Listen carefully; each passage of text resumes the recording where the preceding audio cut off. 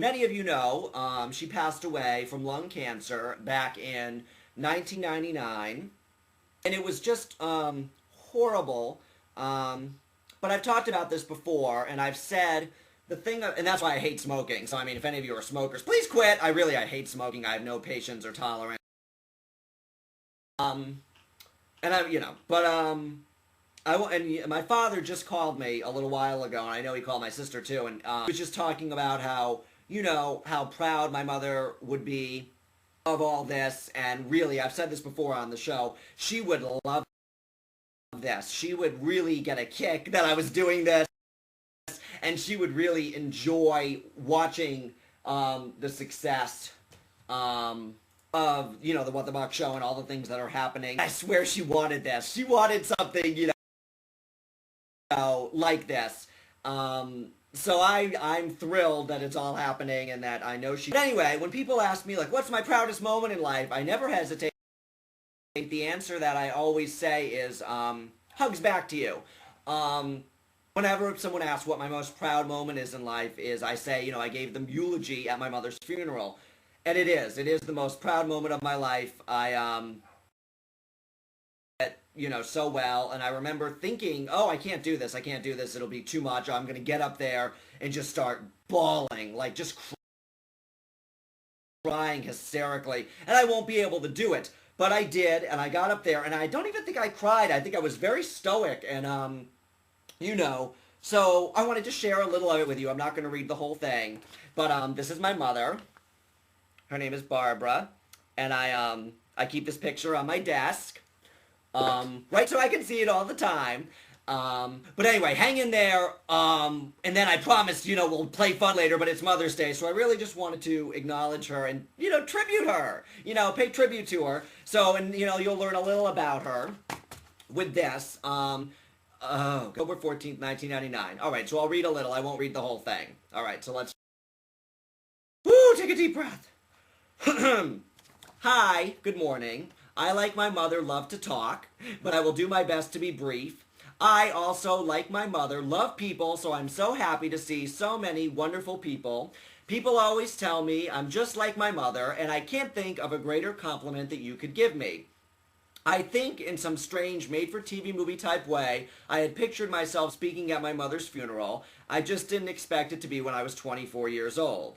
I remember being in school every year until about 3rd grade and crying every day on the first day of school and several other days simply because I missed my mommy, and now I spend the rest of my life crying because I miss her. I feel very lucky because I always knew I had the best mother in the world. She was always there when I got home from school, which may seem like no big deal, but it was. None of us kids ever had any worries growing up or in our house. We knew we were loved and we knew we were safe. I cannot put into words the happiness it brings me when I think of the moments I spent with my mother. Every child should love their mother as much as I did and be loved as much as we were. My mother loved being around people. She was always the life of the party, at card games at the Cape at Christmas time or in the office of her school. She always had the funniest stories, or at least she could tell any story and make it sound funny. Besides being hysterically funny, my mother was the most generous, compassionate person I ever met. I was very unhappy at school, and I talked about this the last show when I was talking about when I was unhappy. Very unhappy for a few months. I didn't tell anybody, but my mother knew. Every day she picked me up from school, which was 20 minutes away, because she knew I hated the bus. And every night that same Wheel of Fortune and Jeopardy together, and that was our quality time every night from 7 to 8. During commercials, I remember rubbing her back. I'm in about her enjoying gambling. My mother loved going to Foxwoods and Mohegan and gambling. And then I wrote, the most important thing I want to say about my mother is she spent her life loving people and taking care of everyone around her. Her father left when she was 17, and my mom was the oldest, so she took care of her 2 brothers and 2 sisters. She took care of all the kids at her school. She took care of Mark, Debbie, and I, and she took care of my father.